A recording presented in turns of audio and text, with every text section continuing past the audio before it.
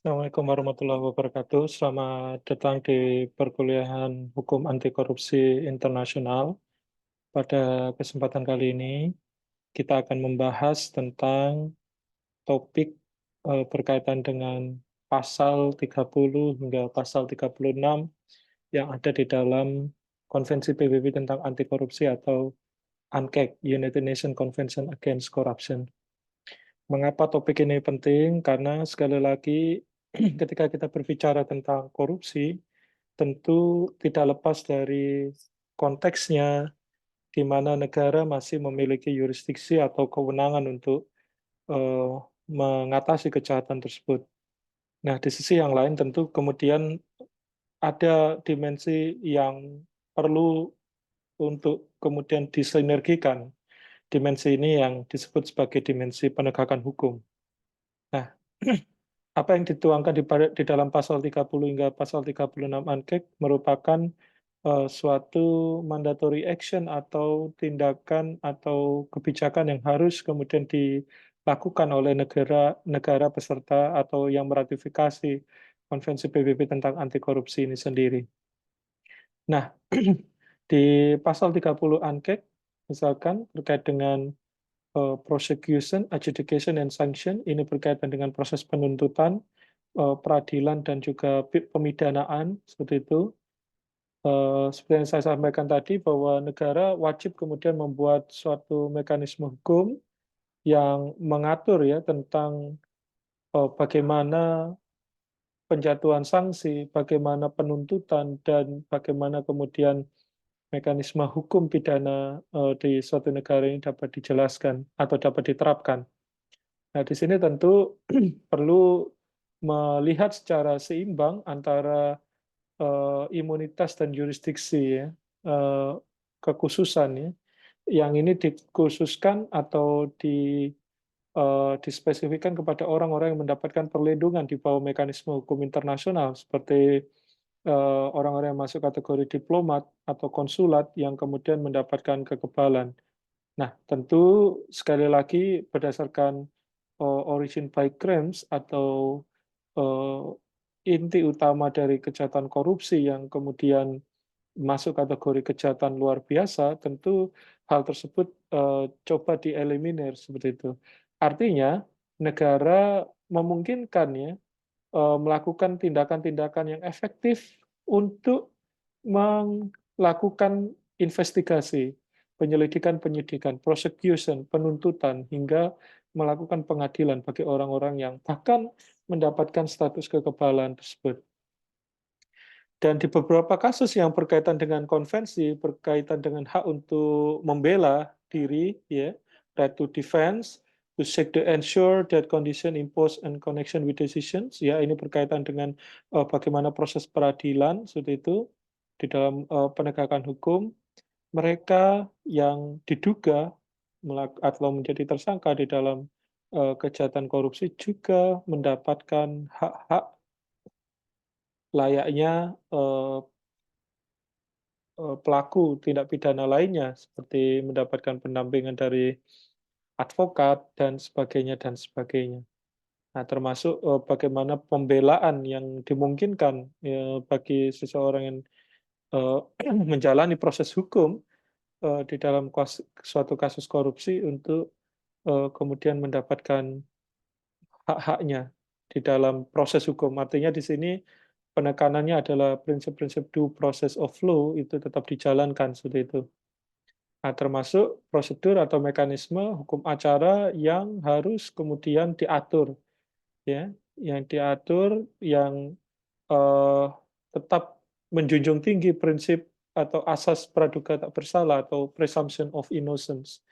Yang ini juga harus dilakukan oleh suatu negara. Jadi artinya dari aspek formil maupun material, negara wajib kemudian membuat aturan baik di dalam lex specialis, undang-undang khusus, yaitu undang-undang tidak pidana korupsi, atau lex generalis di dalam criminal code atau KUHP yang negara masing-masing miliki, seperti itu.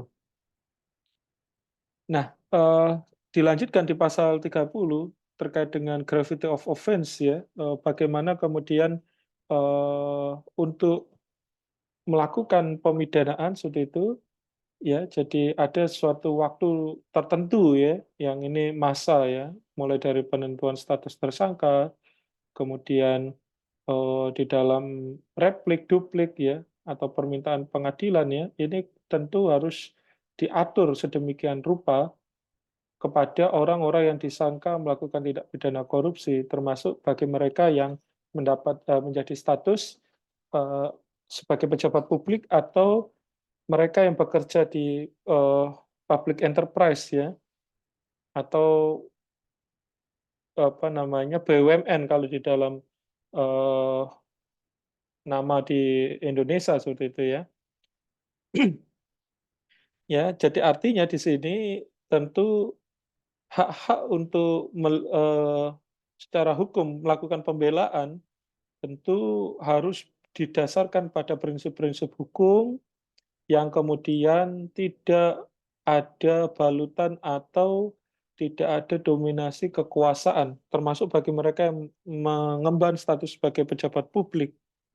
Ya, prinsip non-intervensi, prinsip objektivitas, imparsialitas itu tentu menjadi hal yang diutamakan di dalam konteks ini. Nah, ada cara lain, tidak hanya berkenaan dengan pemidanaan badan.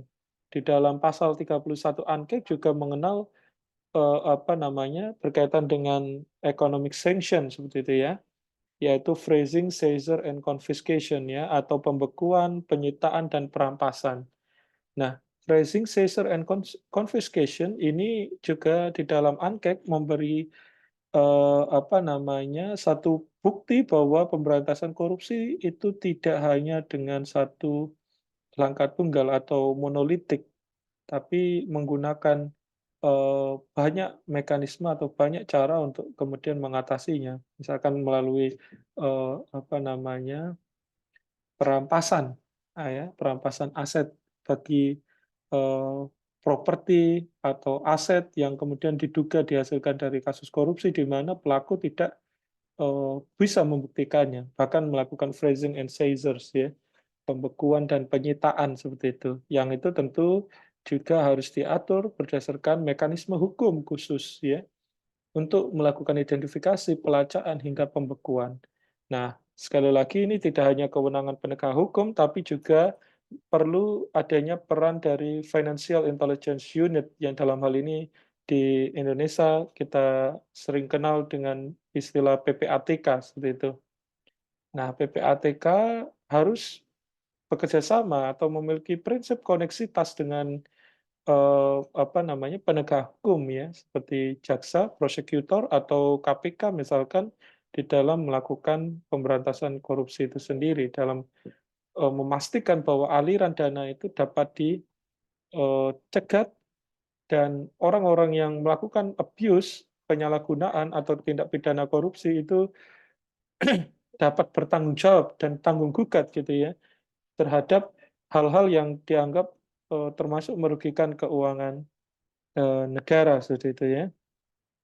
Nah, pembekuan aset ini tentu harus berdasarkan bukti-bukti yang sahih, termasuk dari transaksi keuangan yang ada di perbankan, yang juga tentu apa namanya berkenaan juga wajib menghormati prinsip-prinsip kerahasiaan perbankan.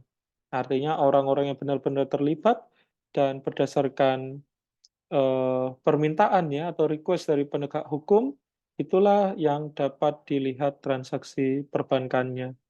Nah, di sini tentu tugas dari penegak hukum mampu mengkonstruksi dengan tentu mengedepankan prinsip-prinsip prejudice atau asas praduga tak bersalah dan juga prinsip-prinsip saling menguntungkan atau bona fides di antara termasuk bagi pihak ketiga ya atau pihak yang sebenarnya tidak terlibat di dalam kasus korupsi tetapi ada sangkut pautnya misalkan bagaimana vendor atau di dalam pengadaan barang dan jasa kemudian mereka sebenarnya tidak terlibat secara langsung, tapi karena transaksinya kemudian melewati vendor, katakanlah seperti itu, ya mereka harus tetap dianggap tidak bersalah sepanjang bukti-bukti atau fakta-fakta tidak melibatkan pihak ketiga itu sebagai pelaku tindak pidana korupsi.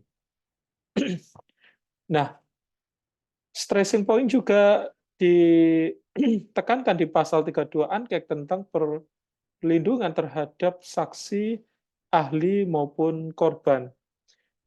Mereka yang kemudian menjadi saksi, ahli atau korban mendapatkan hak-hak kerahasiaan atau anonimitas dan juga mendapatkan perlindungan dari tindakan balasan ya, potential retaliation or intimidation ya, termasuk bagaimana serangan fisik, mental, psikologis dan juga serangan balik dalam hal penuntutan proses hukum ya, atau sering bahasa populernya disebut sebagai koruptor kickback.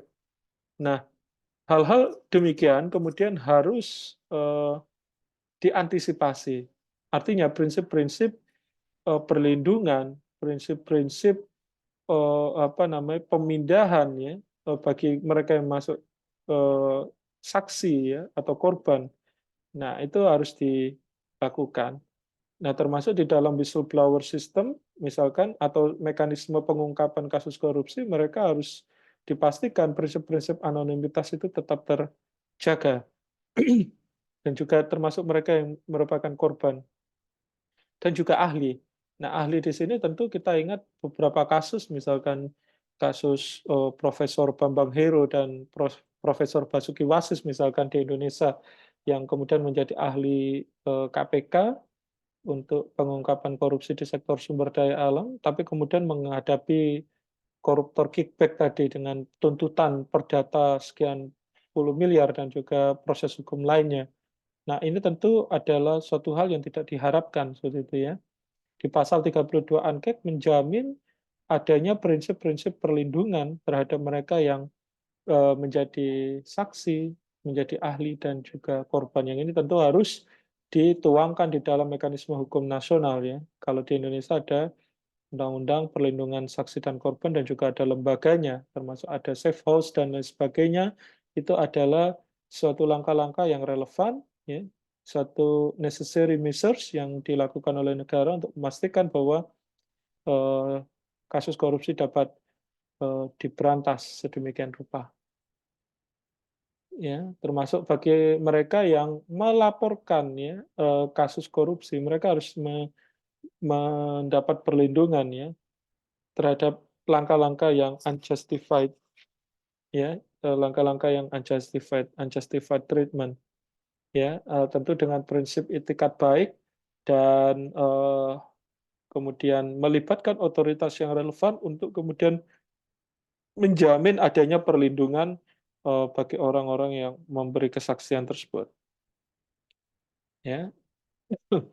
Nah, ini juga berkenaan dengan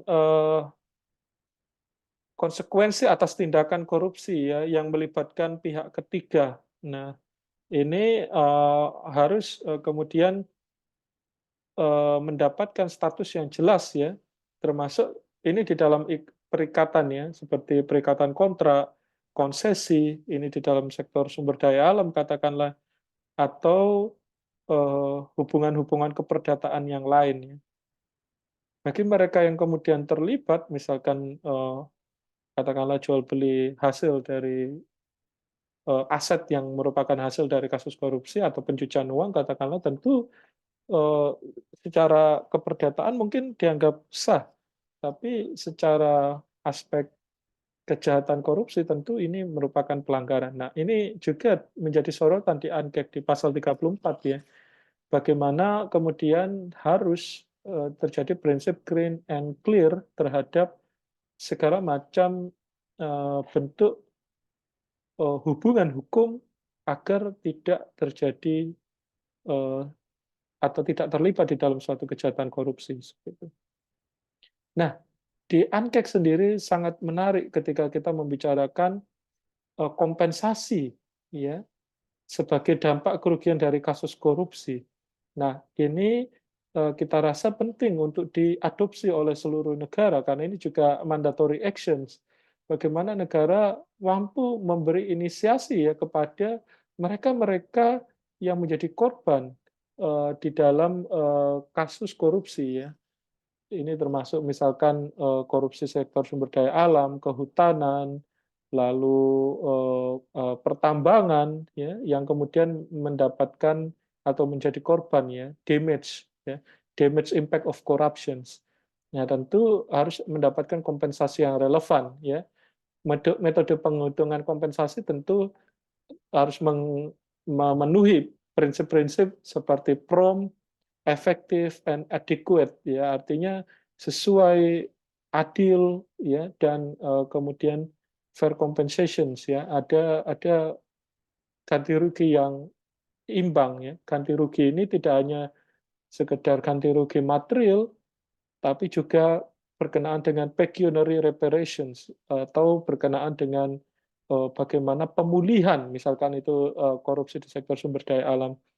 Jadi prinsip-prinsip ini kita rasa penting agar menjadi suatu addressing komitmen kepada negara pihak untuk mematuhi atau comply terhadap eh, perlindungan bagi korban, ya, dengan cara memberi kompensasi sebagai dampak dari kasus korupsi. Di pasal 36, nah ini ada kaitan dengan pasal 6, ya, tentang lembaga anti korupsi independen, artinya penting negara untuk memastikan adanya eh, suatu lembaga anti korupsi yang bebas dari kepentingan dalam hal ini adalah kepentingan politik, dan tentu dia harus mendapatkan skill dan kemahiran dan lain sebagainya. Nah, di pasal 6 dan pasal 36, ANKEK juga harus dibaca detail juga di dalam prinsip-prinsip Jakarta tentang independensi lembaga anti korupsi dan Colombo Principles. Demikian yang bisa saya sampaikan. Semoga ini akan membuka diskursus cakrawala kita tentang bagaimana proses pemberantasan korupsi, tidak hanya di dalam konteks hukum nasional, tetapi juga di dalam konteks mekanisme internasional. Terima kasih. Assalamualaikum warahmatullahi wabarakatuh.